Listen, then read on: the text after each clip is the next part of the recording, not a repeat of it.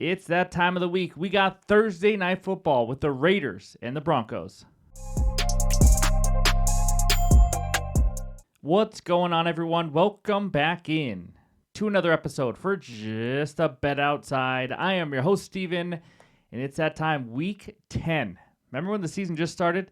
This is wild, but we got 4 teams on a bye. We got Cincy, Dallas, KC, and Tennessee. Other than that, we got a full slate. We finished week 9 with a nice one-unit winner. We'll go over that quick recap in just a little bit. Some quick reminders, NBA Best Bets video will be out later tonight for the Thursday slate. Also, the game bets for Week 10, like usual, they will be out Thursday night. If you're looking for my NFL player props and anytime touchdowns, that video will be out Friday per usual. So, any graphics you see in this video, you guys know, are from OUTLIER. Best betting research tool on the market today. Click that link below in the description. You get a 7-day free trial. You can try it out for yourself. But let's get it rolling. I got a little dad joke to start us off. So here we go. What do you call it when a telescope crashes into a microscope?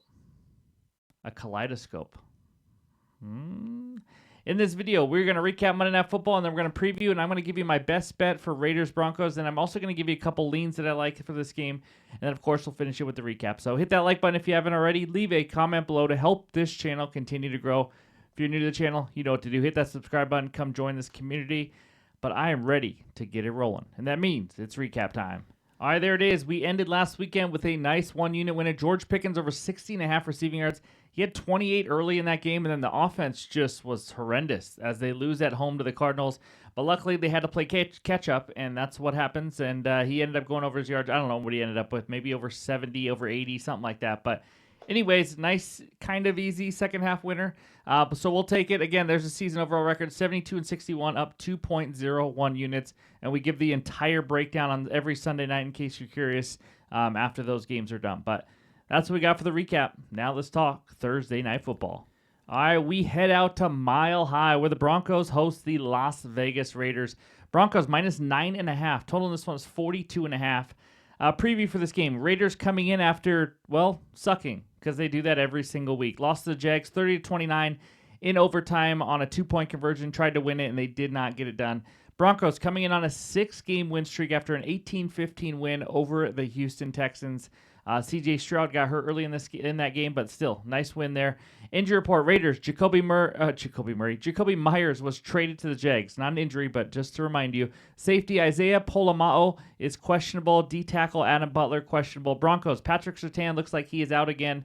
Cornerback, Riley Moss, the other starting cornerback, is questionable. Free safety, Brandon Jones, questionable. So this secondary is a little banged up for Denver.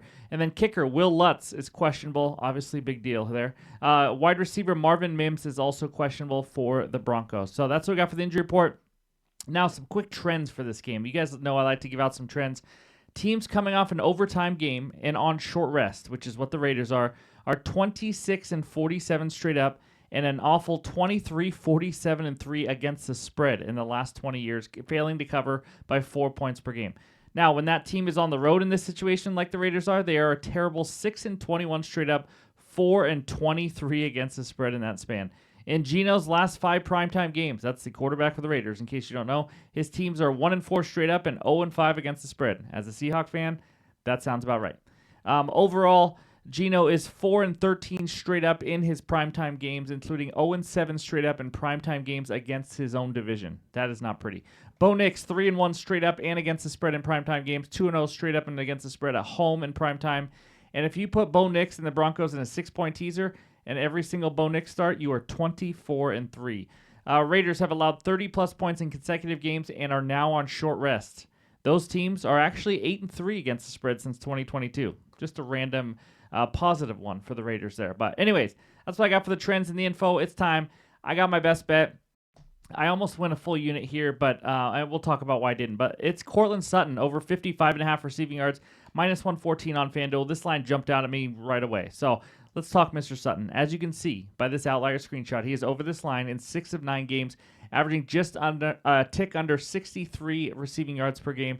2 of those 3 unders, by the way, one was versus Sauce Gardner in London or wherever it ended up being. That offense was terrible. It's like a 13-12 game, just ugly. And then 30 yards last week versus the number 1 defense in football against the Houston Texans. So he's taking care of business in the good matchups. In the last 5 overs, he actually has 67-plus receiving yards in all 6. possible ladder spot for him. If he goes over, I think he has a good chance of getting 70 plus. And he gets yards in chunks, averaging 16 yards per reception.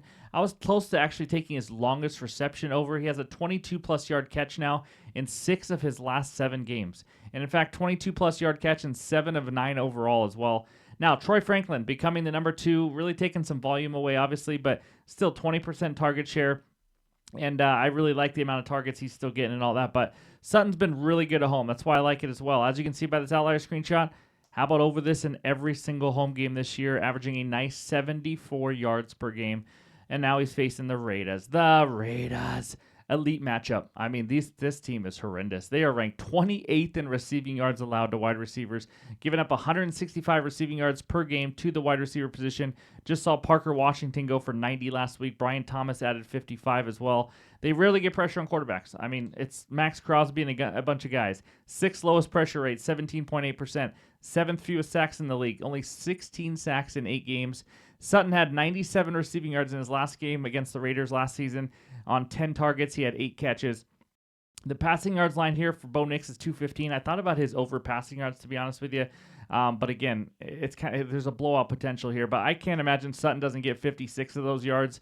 So, and again, the only reason I'm not doing a full unit, I mean, we have a 9.5 point spread. It's prime time. Things get weird. Things get ugly. This could be 24-0 in the third quarter. Maybe he's got, 45, 50 yards, and they just sit on it and run the rest of the game. You never know. Things like that happen, but this is my favorite prop of the game. So give me Cortland Sutton over 55.5 receiving yards as my first best bet. I may have another added play, and it might be one of these leans. So let's talk about them. All right, I got 2 leans. I may add one of these plays. Really do like these. I just haven't pulled the trigger quite yet on it, but Bo Nix over 20.5 pass completions over this line in 3 of 4 home games. He has 25, 29, and 27 in those 3 overs at home, so over by quite a bit. Only under was 19 completions versus Dallas. That game was an absolute blowout, so it doesn't really count. So really, he was going to go over this in 4 straight at home. But he's averaging around 22 completions this season overall per game, facing a bad Raiders pass defense. We already talked about it. Ranked 21st in both pass completion percentage and pass attempts against. That was what I got from Outlier, obviously.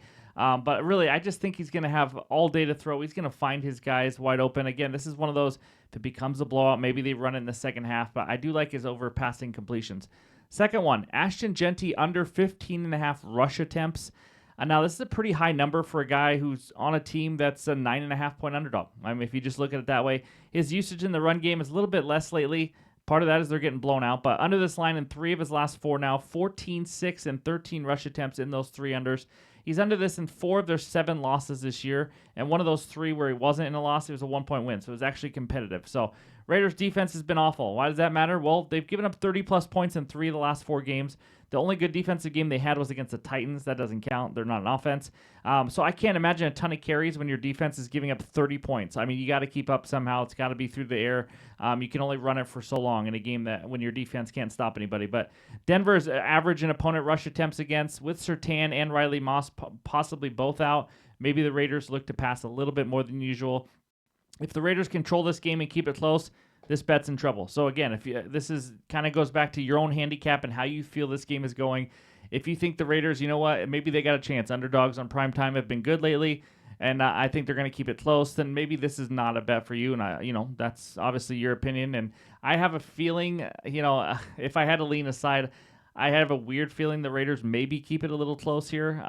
It's just because it's a division game, and when you have a 42-point total and a 9.5 point spread, I mean, that's a low variance game with that low total. 9.5 points is quite a bit, especially in a divisional game. But then again, if the Broncos come out and win by 25, I wouldn't be surprised either with how the Raiders have been playing. So it's kind of a tough one for me. But I think as long as the Broncos kind of control this game, that Ashton Jeanty is a good look here under 15.5 pass attempts. So again, that's what I got for the leans and my best bet for Thursday Night Football.